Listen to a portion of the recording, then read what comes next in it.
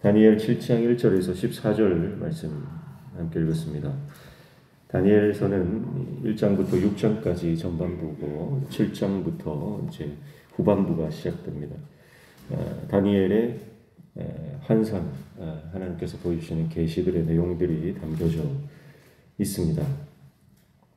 오늘은 다니엘이 네 짐승의 환상과 그리고 옛적부터 계신 인자와 같은 이가 계신 것을 환상으로 보게 됩니다.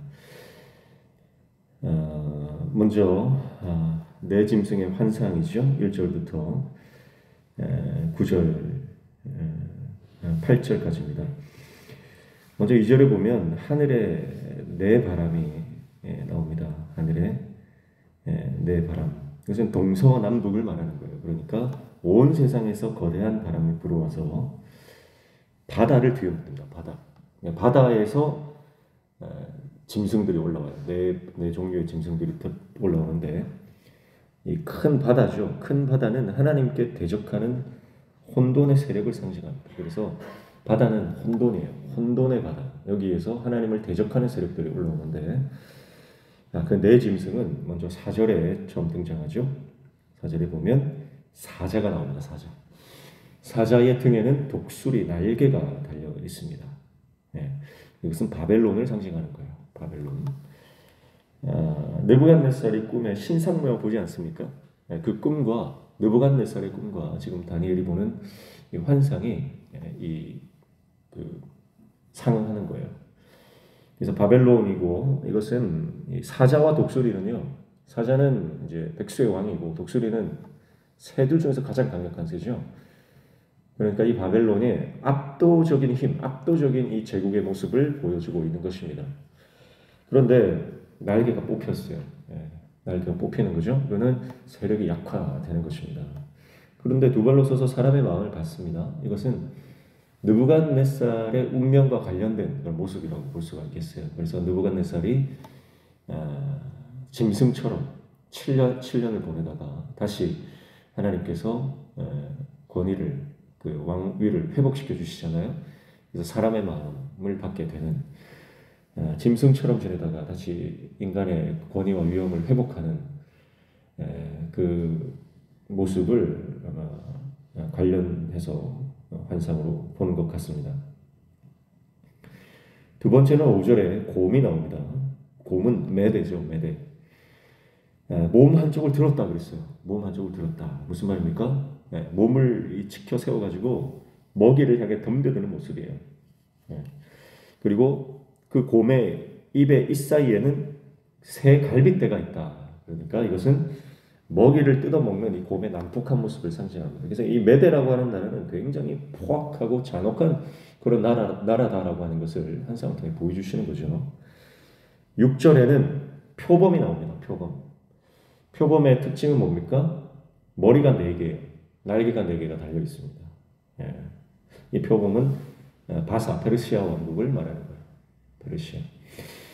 이 바사는 사방으로 확장됩니다. 그래서 바사의 통치권이 얼마나 영향력이 있었는지를 이 환상을 통해 말씀해 주시죠. 그래서 이것은 느부갓네살 꿈의 신상 모양에도 동일하게 다니엘이 해석해 줍니다. 그 통치권에 대해서 하나님의 그 통치권을 주시거든요. 그리고 7절에 네 번째 동물은 뿔이 10개 달려 있고요. 커다란 쇠 이빨이 있는 짐승입니다. 어떤 모양인지는 정확히 나오지 않는데 뿔이 10개가 달려 있어요. 그리고 이 이빨이 쇠로 되어 있습니다. 그래가지고 모든 것을 다 씹어서 부서뜨리는 강력한 이빨을 가지고 있는 짐승입니다. 이 짐승은 그리스를 상징한다 이렇게 보죠. 이 모든 나라들은요 세상의 제국들을 말하는 거예요. 이 모든 짐승들이 세상의 제국들을 말하는 것이고 살육과 파괴와 폭력과 힘으로 다스리는 세상 나라들입니다. 그런데 반드시 이 나라들은 끝이 있다라고 하는 거예요. 그리고 다니엘이 이 짐승들의 심판을 보는 겁니다. 누가 심판하시나요? 9절부터 10절입니다. 옛적부터 항상 계신 이가 이들을 심판하시는 겁니다.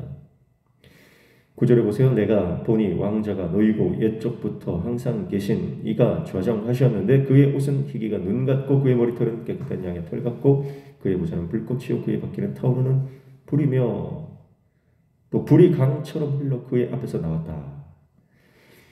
자, 옛적부터 항상 계신이다라고 하는 것을 원어로 보면은 날들이 있어 오래되신 분이다. 그러니까 오랫동안 그 계신 분이다. 연세가 많으신 분이다. 이런 표현이에요. 원어적으로는. 이게 뭐냐면 하나님의 영원성입니다. 하나님의 영원성. 세상 나라들은, 세상 제국들은 다 끝이 있다는 거예요. 그러나 하나님의 나라, 하나님은 끝이 없으신 분이다. 영원하신 분이다. 그리고 그 다음에 나는 불꽃 같은 보좌에 앉으셔서 불이 강처럼 뿜어나 나오죠. 이것은 하나님의 초월적 권능을 말합니다. 세상 제국도 권능이 있죠. 그러나 한계가 있습니다. 그러나 하나님의 권능은 초월적 권능. 그것은 그 누구도 제어할 수 없고 그 누군가로부터 이제 파괴되지 않는 그런 하나님의 초월적 권능을 말씀하고 있는 것이죠. 그래서 하나님은 역사를 주관하시고 민족들의 운명을 결정하시는 초월자이시다.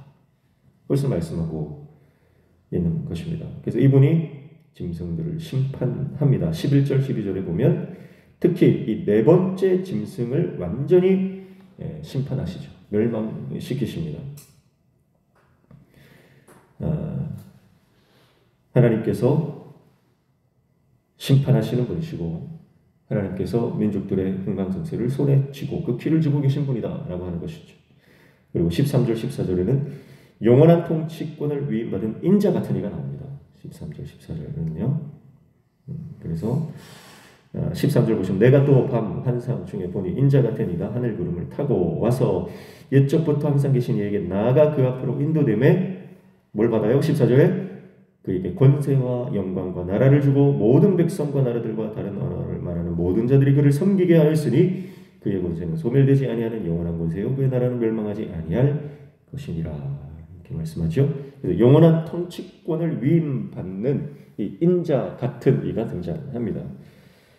다니엘이 이것을 환상을 통해 보는 거죠. 이분이 누구십니까? 온 세상을 구원하고 심판하여 하나님 나라를 이루기 위해 오시는 왕입니다.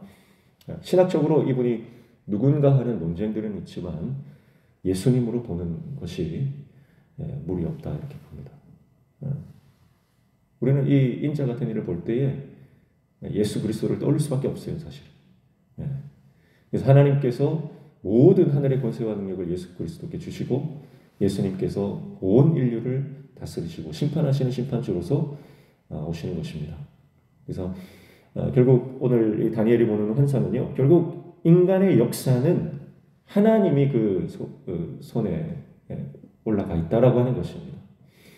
세상의 패권자들이, 세상의 열강들이 패권 다툼을 하는 각 축장으로서 우리는 이 땅의 역사를 보고 이 땅의 모든 그 사건들을 바라보지만 그러나 그 배후에 그 본질적으로 궁극적으로 다스리시고 통치하시고 모든 사람과 또 국가와 모든 공동체, 민족의 흥망성쇠를 쥐고 계시는 분이 하나님이시다라고 하는 것을 다니엘은 환상을 통해서 깨닫게 되는 것입니다.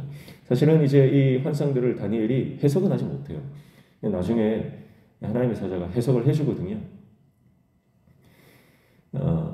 그래서 하나님께서 이러한 환상들을 다니엘에게 보여주심으로 다니엘이 지금 어디에 있습니까? 바벨론에 있잖아요. 바벨론의 한가운데에 이방 땅 한가운데에 지금 있습니다. 그러니까 어떻게 보면 이제 예루살렘이 멸망하고 그는 예루살렘이 아니라 완전히 동떨어진 이방 땅에 놓여져 있지만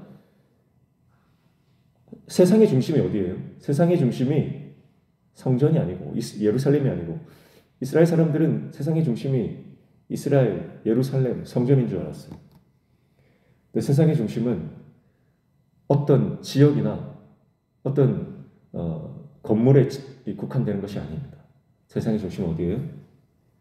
하나님께서 역사하시는 그 어디나 하나님의 주 무대가 되고 하나님께서 역사하시는 그 시간과 그 장소가 역사의 중심이라는 것을 다니엘이 깨닫는 겁니다. 그래서 특별한 장소가 있는 게 아닙니다. 특별한 장소가 있는 것이 아니고 세상의 모든 곳이 하나님의 무대입니다. 변두리가 없는 거예요. 그들의 그 인식에는요, 유대 땅 외에는 다 이방 땅이에요. 그러나 하나님은 온 세계, 전 세계 어디에서나 역사하신 분이고 모든 인간과 모든 나라에 간섭하시고 주관하시며 역사를 섭리하시는 분이다. 그것을 환상을 통해 우리는 깨닫게 되는 것입니다. 세상은 힘센 사람들이 통치하는 것처럼 보입니다. 우리가 살아가는 인생도 그래요. 힘 있고 돈 있고 능력 있는 사람들이 이 땅을 정복하고 지배해 나가는 것 같습니다. 그렇게 보입니다. 그러나 믿음의 사람들은 그 사람의 제국을 보지 않습니다. 하나님의 나라를 바라보며 살아가는 존재인 줄로 믿습니다. 짐승이 다스리는 것 같은 세상에서 우리는 하나님을 바라보며 하나님이 통치하시는 하나님의 백성으로 살아가는 것입니다. 그것이 하나님 사람의 모습이죠. 오늘 말씀을 본문을 통해서 하나님은 역사를 주관하시는 분이며 민족들의 운명을 결정하시는 초월자이심을 우리는 말씀을 통해 보게 되었습니다. 그 하나님이 우리 삶을 지금도 다스리십니다. 그 하나님이 우리 인생을 지금도 섭리하시고 이끌어 가십니다. 미리 앞서 가시며 우리 인생을 예비하시는 그 분이 우리 하나님이십니다. 오늘도 그 하나님을 바라보며 하나님과 동행하는 믿음으로 승리하는 복된 삶을 살아가시기를 주님의 이름으로 축복합니다. 기도하겠습니다. 하나님 아버지, 우리가 인생을 살아갈 때에 눈앞에 놓여져 있는 상황과 사람과 모든 눈에 보이는 것에 매몰되지 않도록 믿음의 눈을 허락하여 주셔서 인생보다 크시고 모든 문제보다 크신 하나님을 인식하며 그 하나님을 바라보며 살아가는 하나님의 신실한 종 되게 도와 주시옵소서. 오늘도 이 아침에 주님 앞에 나와 간구하며 기도하는 모든 기도의 제목들 들어 응답하여 주시고 우리 삶에 막혀진 모든 문제들이 열려지는 형통의 은혜를 허락하여 주시옵소서. 예수님의 이름으로 기도하옵나이다. 아멘.